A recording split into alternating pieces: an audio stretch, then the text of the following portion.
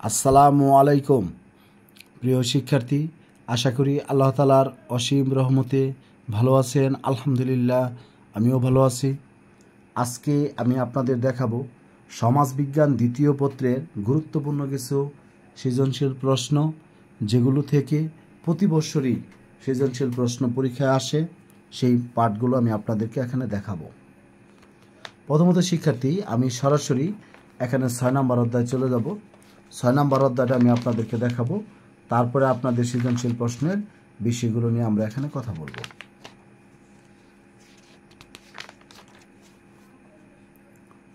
সবাই একটু খেয়াল করবেন, দেখেন এই বিষয়গুলো আমাদের জানা খুবই গুরুত্বপূর্ণ। এই প্রশ্নটা কিন্তু পরীক্ষা আসে। সমাজ কাঠামো প্রত্যয়টি প্রথম ব্যবহার করেন প্রখ্যাত সমাজবিজ্ঞানী হারবার্ট স্পেন্সার। এটা কিন্তু আপনারা মুখস্থ রাখবেন। এবার এখানে দেখেন, আমরা যে কথাটি বলতে চাচ্ছি যে বাংলাদেশের সমাজ কাঠামো এবং এর উপাদানসমূহ। বাংলাদেশের সমাজ কাঠামো এর উপাদানসমূহ: কৃষি ভিত্তিক উৎপাদন ব্যবস্থা, ক্রমবর্ধমান শিল্প উৎপাদন। দেখ, এগুলো আমি আলোচনায় নিয়ে আসবো না, কারণ আপনারা এতে আপনাদের আগ্রহ হারাবেন।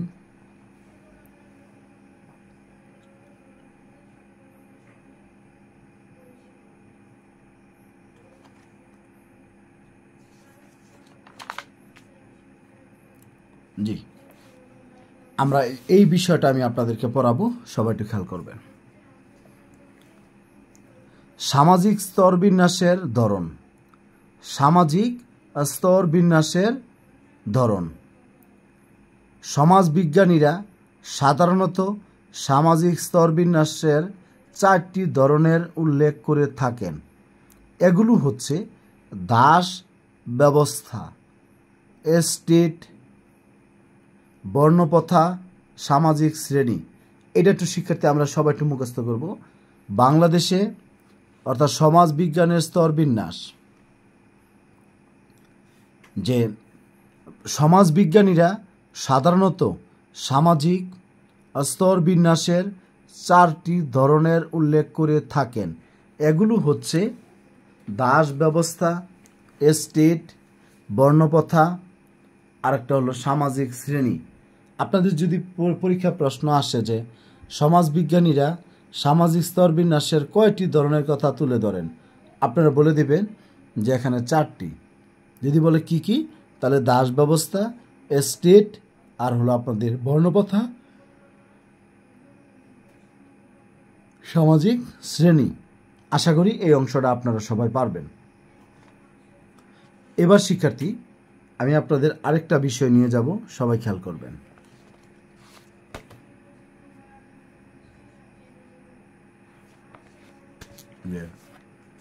সামাজিক গ্রামীণ সমাজের স্তরবিন্যাসের উপাদানসমূহ।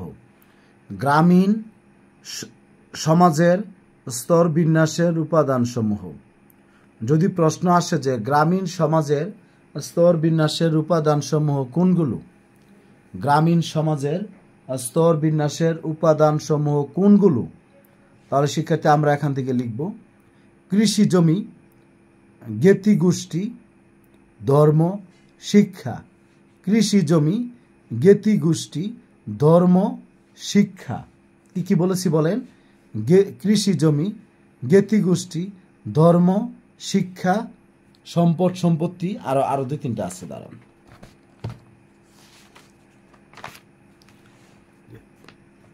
সম্পদ ও অর্থবিত্ত, তারপরে পেশা, আর একটা হলো ক্ষমতা ও রাজনীতি। তাহলে এখানে যদি আপনাদের প্রশ্নটা করা হয় এইভাবে যে গ্রামীণ সমাজের স্তরবিন্যাসের উপাদানসমূহ, আমরা বলবো গ্রামীণ সমাজের স্তরবিন্যাসের 4টি উপাদান রয়েছে। মানে গ্রামীণ সমাজের বিভিন্ন উপাদান রয়েছে, এগুলো তুলে ধরা হলো 4টি, না ভুল হয়েছে। আমরা বলবো কৃষি জমি, জ্ঞাতি গোষ্ঠী, ধর্ম, শিক্ষা। তারপরে আমরা ওই পাশ থেকে আমি আপনাদেরকে যেটা দেখাবো, সবাই খেয়াল করবেন। এখানে আমরা বলবো যে সম্পদ ও অর্থবিত্ত, পেশা, ক্ষমতা ও রাজনীতি। সম্পদ ও অর্থবিত্ত, পেশা, ক্ষমতা ও রাজনীতি। সম্পদ ও অর্থবিত্ত, পেশা, ক্ষমতা ও রাজনীতি।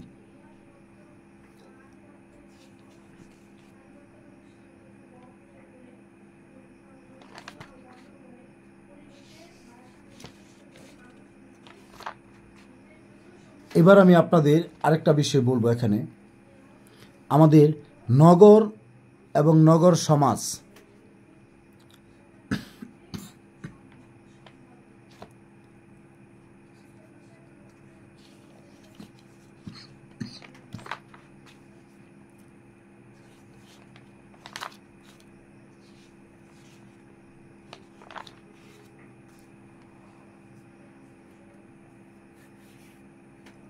একশো 2 পৃষ্ঠাতে আমাদের এখানে একটা চার্ট আছে। আপনারা দেখতে পাচ্ছেন যে গ্রামীণ সমাজ এবং নগর সমাজ, উৎপাদন ব্যবস্থা কৃষিভিত্তিক, শিল্প উৎপাদন ও সেবা ভিত্তিক, সংস্কৃতি সনাতন ও ঐতিহ্যবাহী, অগ্রসরমান ও আধুনিক। কারণ হলো গ্রামের মানুষ সবসময় পুরাতন জিনিসকে বা আক্রিয়া পড়িয়া থাকে, আর শহরের মানুষ খালি পরিবর্তনশীল। জনসংখ্যা, নির্দিষ্ট জনসংখ্যার বাধ্যবাধকতা নেই। একটি গ্রামে সাধারণত 1 থেকে 10,000 মানুষের বসবাস, আর শহরে জনসংখ্যা কমপক্ষে 50,000 মানুষ বসবাস করতে হয়।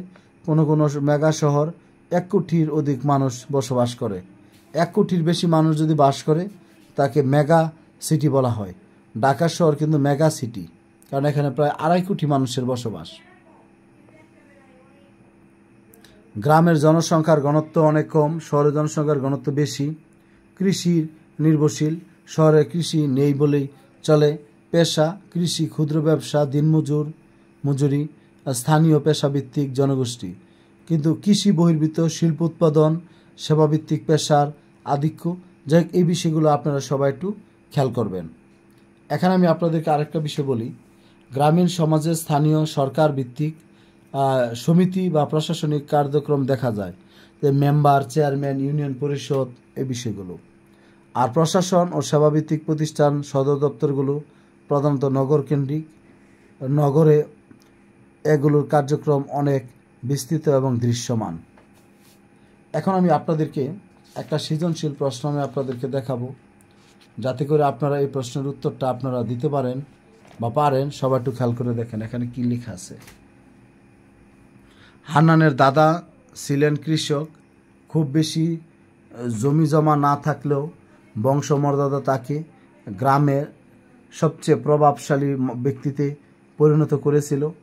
হান্নানের দাদা তেমন লেখাপড়াও জানতেন না, কিন্তু তিনি তার সন্তানদের শিক্ষিত করেছিলেন।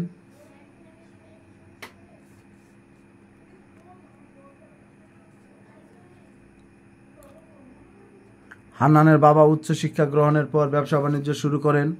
ব্যবসায়ের উন্নতিতে তারা গ্রামের শীর্ষ ধনী হিসাবে আত্মপ্রকাশ করেন। এখনও গ্রামে হান্নানদের পরিবারের সর্বাধিক প্রভাবশালী, এ কথাটা এখানে বলা আছে। তাহলে সামাজিক স্তরবিন্যাস কি? সমাজে উঁচু নিচু ভেদে যে শ্রেণীবিন্যাস, তাকে মূলত সামাজিক স্তরবিন্যাস বলে। গ্রামীণ সমাজের স্তরবিন্যাসের উপাদান ও ধরনগুলো কী কী? ওই যেটা আমি বলেছি আমি আপনাদের, যে এখানে বলেছিলাম, ওই তথ্যগুলো আপনারা একটু পড়বেন। গ্রামীণ সমাজের ক্ষমতা কাঠামোর উপাদান কিভাবে বিবর্তিত হয় আলোচনা করুন।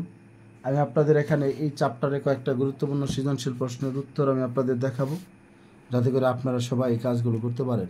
যে প্রশ্নটা আমি পড়িয়েছি এইটার উত্তরটা সবাই একটু দেখে নেন, যাতে আপনাদের কাজগুলো সবাই করতে পারেন।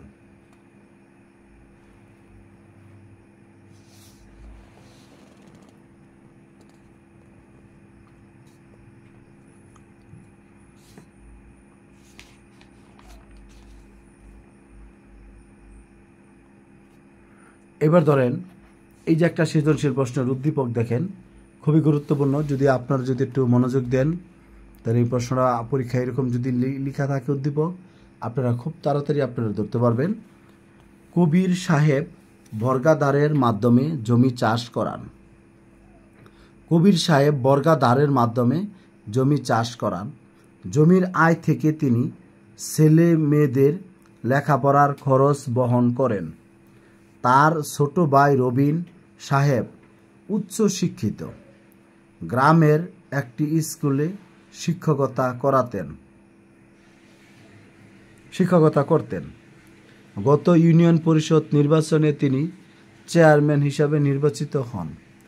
কবির সাহেব বর্গাদারের মাধ্যমে জমি চাষ করান।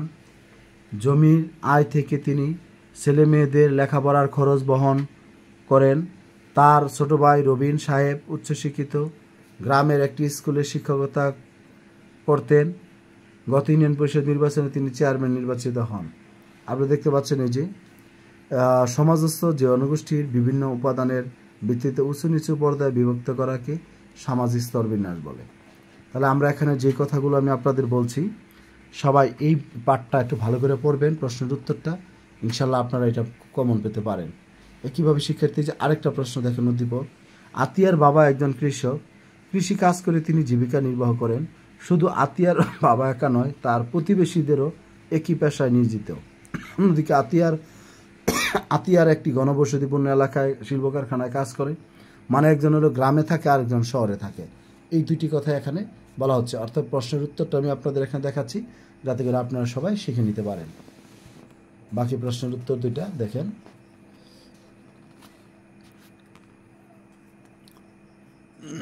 আপনারা একটু পড়ে নেবেন সবাই, আশা করি আপনারা পড়তে পারবেন।